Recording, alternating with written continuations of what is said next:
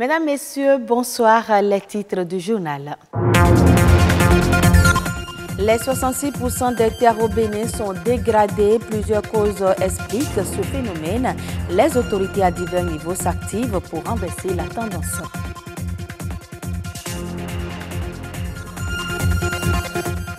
Le goussi est très consommé au Bénin à cause de ses valeurs nutritives, mais quel est son véritable apport à la santé? Réponse dans ce journal.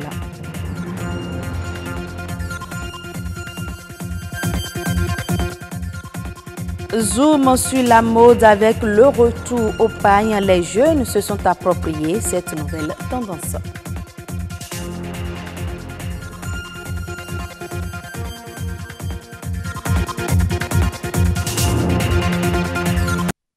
Elle fait partie des défis environnementaux mondiaux majeurs. La dégradation des terres prend de plus d'ampleur au Bénin. 66% du territoire national serait dégradé avec un fort taux de dégradation des sols enregistrés dans la région du Nord. Les causes de ce phénomène et les actions menées par le gouvernement dans ce reportage de Rodrigue Babagbeto. Les chiffres sont alarmants. Actuellement, 66% du territoire national sont dégradés. 20 000 hectares de perdus par an, soit une perte annuelle estimée à 280 milliards de francs CFA, soit 8% du PIB national. La dégradation des terres, encore appelée perte de la productivité socio-économique des terres, est due à plusieurs facteurs. Alors quand on prend le contexte béninois, il y a d'abord la population. Oui. Vous savez, en 1960, on était peut-être 3 millions. Mais aujourd'hui, nous atteignons un peu moins de 12 millions, enfin je dirais 11 millions et quelques. Alors c'est d'abord la première cause. L'autre cause, c'est l'utilisation abusive des engrais chimiques. Nos producteurs, par le passé, c'était les savoirs endogènes qu'on utilisait, mais les gens, parce qu'ils veulent avoir un rendement plus grand, estiment qu'il faut utiliser les engrais chimiques et les gens ne respectent pas souvent les doses d'utilisation de ces engrais chimiques. À cela s'ajoute la culture extensive, les feux de brousse et les déchets toxiques jetés sur le sol. Les implications sont notamment l'insécurité alimentaire et l'accroissement de la pauvreté, surtout en zone rurale. Plusieurs actions sont à l'actif du Bénin qui a opté depuis peu pour une gestion durable des terres, GDT. Nous avons décidé premièrement, avant de mettre en œuvre un plan d'action, élaborer la neutralité, les cibles de neutralité de dégradation de la terre. Donc ça nous a mené à définir 3 cibles. Sur les 3 cibles, vous avez le couvert végétal, donc qui est énormément dégradé actuellement. En dehors du couvert végétal, il y a la productivité du sol, donc on est en baisse de productivité énorme. Et après, donc, il y a le stockage de carbone dans le sol. La deuxième action a été de présenter maintenant ces cibles au niveau du mécanisme mondial, de la Convention des Nations Unies pour la lutte contre la désertification et d'avoir donc des financements, de mobiliser les ressources donc, autour donc, de nos paysans. La troisième action vise à réhabiliter les zones à forte dégradation. Ces actions se révélant insuffisantes, un changement de paradigme s'impose aujourd'hui. L'objectif du changement de paradigme, c'est faire en sorte que les incitations du système favorisent, encouragent des productions comme le coton biologique. Ce n'est pas la seule solution, hein, mais c'est une des solutions. C'est l'une des formes de pratiques agricoles durables. La terre demeure le seul support de production agricole au Bénin. Nous n'héritons pas la terre de nos parents, nous l'empruntons à nos enfants. Je l'annonçais dans les titres, cultivés un peu partout dans le monde, les graines de sésame sont très consommées au Bénin.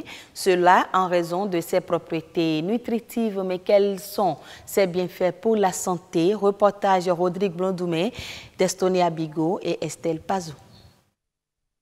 Les graines de sésame, souvent utilisées dans la composition de certains mets au Bénin et même en Afrique, sont très appréciées pour leurs vertus et bienfaits. J'aime trop le sésame. Je prépare le sésame et la sauce de légumes, bouma, chayo avec. Et je prépare encore la sauce simple pour manger et comment on appelle, yam pilé et la pâte. Tu peux faire l'œuf de sésame pour les enfants. Nous préparons le sésame pour la sauce des enfants parce que ça a beaucoup de vitamines. Ça aide les enfants pour leur mémoire. Riches en fibres alimentaires et en minéraux, ces graines ne servent pas seulement à garnir les repas, mais elles présentent également de nombreux avantages pour la santé. En fait, de sa composition nutritionnelle, elle a plusieurs bienfaits pour la santé. Premièrement, je peux citer le sésame facilite la digestion de par sa composition en fibres. Et elle a un effet hypocholestérolémien grâce au phytostérol qui bloque la production du cholestérol. À part ça, le sésame stimule l'activité intellectuelle. Le sésame détoxique le foie grâce à sa composition en méthionine. Le sésame facilite le fonctionnement du foie, du cœur, du cerveau, du système nerveux. Elle favorise également une peau saine grâce à sa composition en zinc qui intervient dans la production du collagène et donne plus d'élasticité à la peau. En dépit de ses propriétés nutritionnelles, la consommation du sésame pourrait occasionner des réactions allergiques chez certaines personnes. Il y a des gens qui sont allergiques au sésame. Même moi particulièrement, je ne suis pas allergique. Mon mari aime trop le sésame. Mais à un certain âge, on refuse aux grands personnages de ne plus manger le sésame. À ce moment, peut-être, moi, je ne prends plus le sésame à cause de l'œil. Arrivé à l'hôpital, les infirmiers nous refusent de ne plus prendre le sésame à partir de 50 ans à 45 ans. Le sésame convient à tout le monde, du bébé jusqu'à la personne âgée, mais il y a des cas d'exception. Par exemple, ceux qui ont une allergie par rapport au sésame, il est conseillé d'éviter d'en consommer, que ce soit un aliment ou un produit à base du sésame. Utilisées de par le monde, les graines de sésame entrent dans de nombreuses recettes culinaires. La médecine traditionnelle en reconnaît également les vertus préventives et curatives. Depuis quelques années, c'est le retour du pagne qui entre par la grande porte dans le monde de la mode. Aujourd'hui, les jeunes le portent différemment en se faisant coudre des robes, des ensembles et autres, tous valorisant le pagne et rappelant les temps anciens. Suivez ce reportage de Océane Amoussou, présenté par Karamat Agbata. C'est un air de retour vers les temps anciens. Des pantalons pattes d'œuf, des coupes de cheveux afro, les anciennes modes qui refont surface aujourd'hui sous un autre design. C'est également le retour du pagne avec sa revalorisation dans l'univers de la mode. Ailleurs, dans les autres pays, ça se fait. Par exemple, le Nigeria. Je les vois habillés en tenue locale, c'est une bonne chose. Eux, ils aiment valoriser leur culture. Il faut aussi que nous, les jeunes filles, nous apprenions à nous habiller comme nos parents l'ont fait dans le passé. En fait, c'est ça la femme africaine. Ça met en valeur la femme africaine. Et bon, ça aussi, ça permet aussi à la jeunesse d'aujourd'hui de savoir s'habiller correctement. Et ça évite à certaines jeunes filles de porter de n'importe quoi. Rivalisant avec le tissu occidental dans plusieurs pays, le pagne nourrit la créativité des designers africains avec à la clé différents modèles qui rappellent les années 50. La mode, déjà par définition, c'est un éternel recommencement. Donc vous pouvez déjà voir dans les designs, dans les matières, dans les motifs, dans les coupes que ça revient. Ça revient et ça reviendra. Donc par essence, la mode, c'est ça les tendances. C'est les tendances qui ont vécu, qui reviennent, peut-être sous une autre forme avec de petites modifications, avec des petites couleurs. Bref, ça revient, mais ça ne revient jamais de façon brute. Il y a toujours une petite touche nouvelle qui accompagne. C'est sûr que cette tendance qui a commencé va perdurer parce que c'est riche en couleurs, c'est riche en design. Il y a tellement beaucoup de choses à faire avec que la richesse là-dedans est intarissable. Donc il faut reconnaître qu'à un moment donné, les gens en ont marre. Et quand on cherche de la couleur, on pense pagne. Aujourd'hui, la mode est beaucoup plus colorée, est beaucoup plus dans la féerie. Ce n'est pas que ce n'est plus le design seulement, mais c'est les couleurs, d'accord? Donc on peut dire qu'on est dans l'ère des couleurs. Et quand on pense couleur, comme je l'ai dit, on pense pagne. Ensemble tailleur, jupe, robe, veste et pantalon, le pagne permet d'apprécier la beauté, l'élégance et l'originalité africaine sous un autre jour. Avec cette revalorisation du pagne, c'est l'identité de tout un continent qui est ainsi promue à travers le développement de sa culture.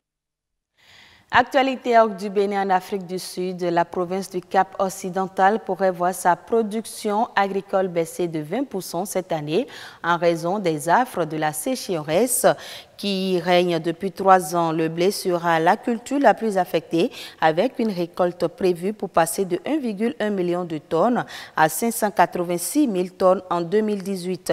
Cette chute de plus de 46% se traduira par des dommages économiques de l'ordre de 2,4 milliards de rentes, soit 102 millions de dollars pour le secteur des céréales. Sur le plan national, l'effondrement de la production de blé de la province qui fournit la moitié du stock global forcera les autorités à importer 2 millions de tonnes de la graminée cette saison, soit plus du double du volume acheté un an plus tôt. Pour rappel, l'épisode de sécheresse a déjà entraîné la perte de plus de 30 000 emplois dans la province et conduit le secteur agricole à réduire sa consommation d'eau de 60%. Situé en Indonésie, dans l'ouest de l'île de Java, le Citarum est perçu comme le fleuve le plus pollué au monde. La dégradation de ce cours d'eau long de 300 km constitue un grave risque pour la santé de quelques 5 millions d'habitants vivant dans la région. Mais depuis peu, le gouvernement est déterminé à nettoyer cette poubelle aquatique. Un défi gigantesque. Reportage. C'est un amas de déchets qui orne ce fleuve. Ce cours d'eau, situé à l'ouest de l'île de Java, est rempli de polluants de toutes sortes. Contraint de pomper cette eau très polluée pour irriguer sa petite plantation, ce cultivateur voit sa santé se dégrader et sa récolte de riz chuter de 2/3 pendant la saison des pluies. Pendant la saison des pluies, les eaux polluées inondent tout. Mes mains me grattent et mes récoltes sont ruinées. Par le passé, la Banque mondiale a déclaré le Citarum comme étant le fleuve le plus pollué au monde. Après des décennies d'insuccès pour le nettoyer, Jakarta a écarté les autorités locales et pris les choses en main.